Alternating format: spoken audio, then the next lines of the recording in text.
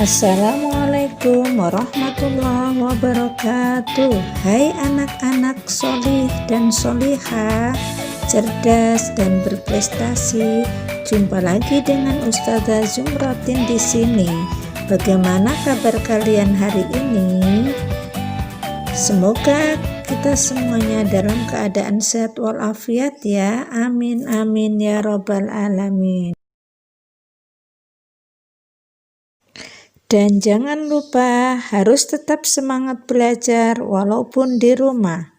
Materi belajar kita hari ini adalah KD 3.5 menguraikan pendapat pribadi tentang isi buku sastra yaitu cerita, dongeng, dan sebagainya. Khususnya mengidentifikasi tokoh, penokohan, amanat atau pesan moral dalam suatu cerita. Sebelum kita berlanjut pada pelajaran hari ini, perlu kita ketahui apa sih itu karya sastra? Tujuan pembelajaran, siswa dapat menjelaskan intrinsik sebuah cerita, yaitu tokoh, penokohan, alur, latar, dan amanat. Nah, sebelumnya kita akan mengetahui apa sih karya sastra. Karya sastra adalah ungkapan pribadi manusia yang berupa pengalaman, pemikiran, perasaan, ide, semangat, keyakinan dalam suatu bentuk gambaran kehidupan yang dapat membangkitkan pesona dengan alat bahasa dan dilukiskan dalam bentuk tulisan. Contoh karya sastra antara lain cerita, dongeng, puisi, novel, drama, dan lain-lain. Nah, sekarang kita akan membahas apa sih unsur intrinsik itu. Unsur intrinsik suatu cerita adalah unsur-unsur yang membangun suatu cerita dari dalam. Nah, unsur-unsur intrinsik suatu karya sastra antara lain tokoh. Tokoh itu apa sih? Dalam pertemuan sebelumnya kita sudah membahas ya anak-anak bahwa tokoh itu adalah pelaku dalam suatu cerita, di mana tokoh itu ada tokoh utama, ada tokoh pembantu. Kemudian yang kedua adalah penokohan atau perwatakan. Nah, penokohan atau perwatakan itu adalah watak yang dimiliki tokoh dalam cerita tersebut. Yang ketiga tema. Tema itu gagasan, ide atau pikiran utama yang mendasari suatu karya sastra. Kemudian yang keempat yaitu alur. Alur adalah urutan atau rangkaian suatu peristiwa, di mana alur itu terbagi tiga, yaitu bagian awal cerita, tengah, dan akhir cerita. Kemudian bagian awal itu biasanya berisi pemaparan awal bagaimana cerita itu bermula. Kemudian bagian tengah itu berisi konflik atau pertikaian yang terjadi dalam cerita tersebut. Kemudian bagian akhir berisi penyelesaian konflik yang terjadi selanjutnya. Kemudian yang kelima yaitu amanat. Amanat adalah pesan moral yang terkandung dalam sebuah cerita. Yang keenam latar atau settingan. Nah, latar itu adalah segala keterangan yang berkaitan dengan waktu, tempat, dan suasana terjadinya suatu karya sastra. Kita akan berbicara tentang dongeng. Tentunya anak-anak suka kan membaca atau mendengarkan cerita? Wah, yang tentunya kalian senang mendengarkan cerita yaitu dongeng. Nah, sekarang apa sih dongeng itu? Dongeng adalah cerita sederhana yang tidak benar-benar terjadi. Dongeng juga memiliki beberapa bentuk, diantaranya adalah fabel. Nah, fabel itu apa? Fabel adalah cerita yang menggunakan binatang atau hewan sebagai karakternya. Anak-anak, insya Allah kita akan mendengarkan cerita tentang semut dan belalang dari Rumah Juara Indonesia ya. Selamat mendengarkan. Pada zaman dahulu, saat musim panas penuh dengan bunga yang mekar, hewan hidup di hutan. Burung dan serangga paling menikmati musim ini. Dan tentu saja, tak kesulitan mencari makanan.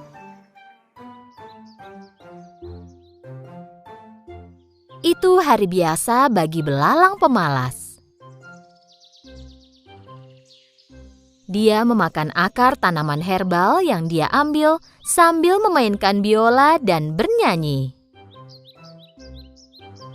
Oh, sungguh hari yang indah. Lalala, ku akan bermain dan bernyanyi dengan biolaku. Dan aku tak tahu lagi kata-kata lagunya. Tapi tak masalah. Setelah selesai menyanyi sekuatnya, dia mendengar suara berisik dan mencoba mendengarkan. Agar mengerti asal dan suara siapa itu, dia segera melompat tinggi ke cabang pohon. Dan di sana dia melihat jejak semut di kejauhan. Mereka berbaris seperti tentara. Dengan susah payah, para semut membawa biji-bijian dan buah kering yang jatuh dari pohon. Belalang melompat ke tanah dan kebingungan sambil melihat barisan semut itu menghilang. Aku tak pernah melihat semut ini. Mereka selalu bekerja.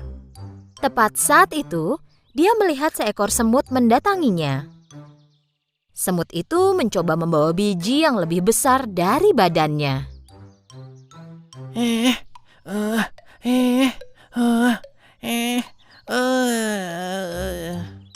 Saat akan melewati belalang, semut itu menjatuhkan biji yang dia bawa. Sebenarnya, dia perlu istirahat. Belalang menatapnya dengan mata hampa. Apa kau pindah ke suatu tempat? Bukan. Jangan bilang kalau bakal datang bencana. Apa itu alasan kau melarikan diri? Bukan. Kalau begitu boleh kutanya kau sedang apa? Kami membawa makanan ke sarang kami. Oh begitu, kalian pasti menunggu banyak tamu malam ini. Kami menyimpan makanan untuk musim dingin. Kau menyimpan makanan untuk musim dingin? Untuk apa? Dan selain itu, kenapa buru-buru? Musim dingin masih lama, bersenang-senanglah, nikmati saja musim panas ini. Jika begitu, apa saranmu untuk menghadapi musim dingin? Aku yakin kita akan bisa mencari cara bersenang-senang, jangan khawatir. Kau hanya memikirkan kesenangan saja, nanti kami makan apa? Aku akan pikirkan saat musim dingin tiba nanti. Sekarang musim panas dan ada banyak yang bisa dimakan.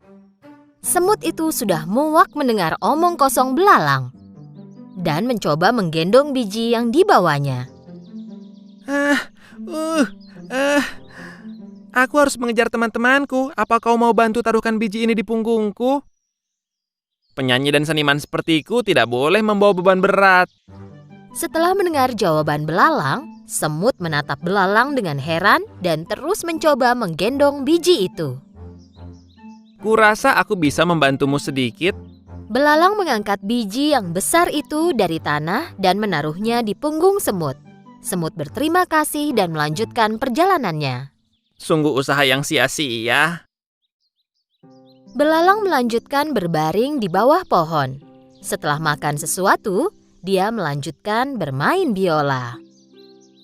Oh, sungguh hari yang indah. Lalala, aku akan bermain dan bernyanyi dengan biolaku. Dan aku tak tahu lagi kata-katanya. Saat itu, seekor tupai mengeluarkan kepalanya dari pohon. Cukup. Tolong hentikan.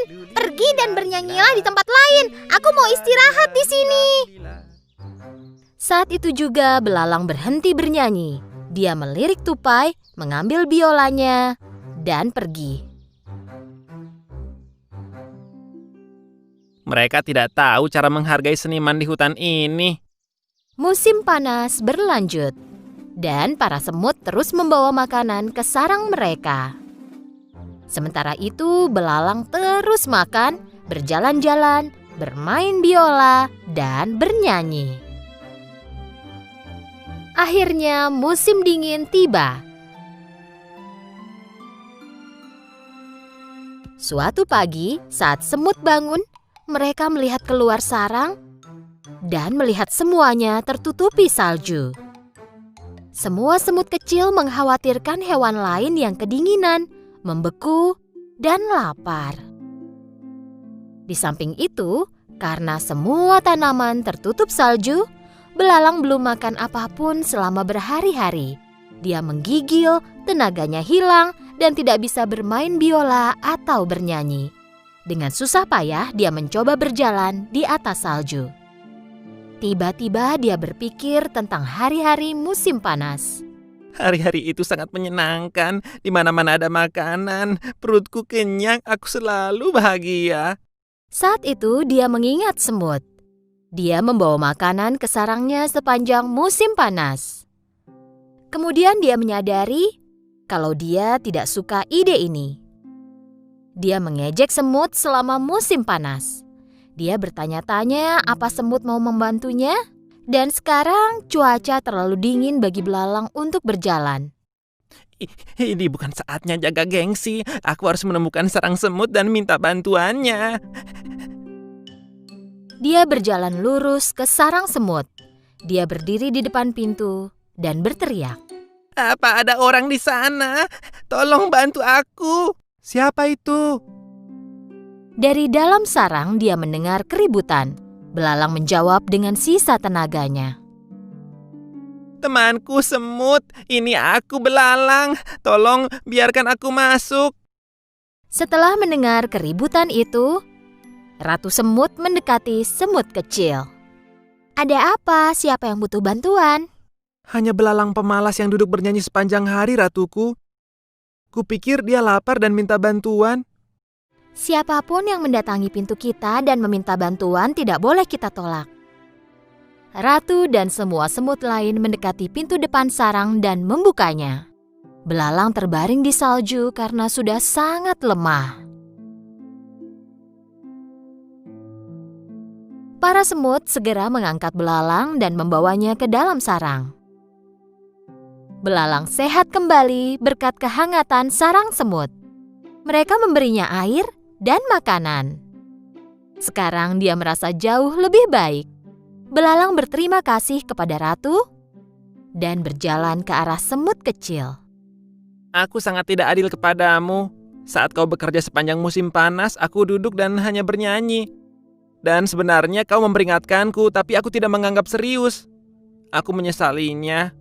Ini harusnya jadi pelajaran besar untukmu. Kami juga ingin bersenang-senang sepanjang musim panas, tapi kami harus memikirkan masa depan juga. Jika kami tidak mengumpulkan makanan selama musim panas, kami mungkin ada di posisimu sekarang. Belalang tinggal di sarang semut selama beberapa waktu. Dia kini jauh lebih baik dan lebih sehat. Saat tiba waktunya pergi, semut memberi makanan kepada belalang. Terima kasih atas segalanya. Kalian menyelamatkanku dan aku tak akan melupakannya. Dan aku tak akan bermalas-malasan lagi sekarang. Bisa aku minta tolong? Tentu, katakan saja apa yang kau inginkan. Saat musim panas, mungkin kau bisa belajar bermain biola dengan benar dan membuat hewan lain bahagia.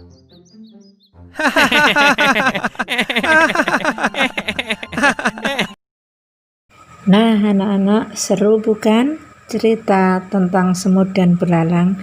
Nah, sekarang kita akan mencari unsur intrinsik dari cerita semut dan belalang. Tokohnya adalah semut dan belalang. Kemudian wataknya, belalang memiliki watak malas, semut memiliki watak rajin dan suka menolong. Kemudian latarnya adalah di hutan ketika musim panas dan musim hujan.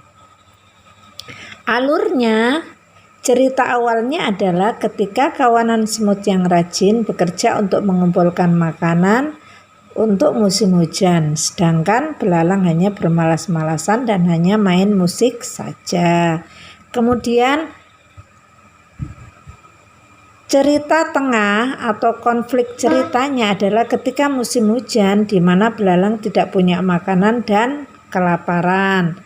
Kemudian akhir ceritanya adalah semut-semut menolong belalang dengan memberi makanan. Belalang berjanji akan rajin bekerja seperti semut. Amaratnya adalah kita harus menggunakan waktu dengan sebaik-baiknya dengan kegiatan yang bermanfaat.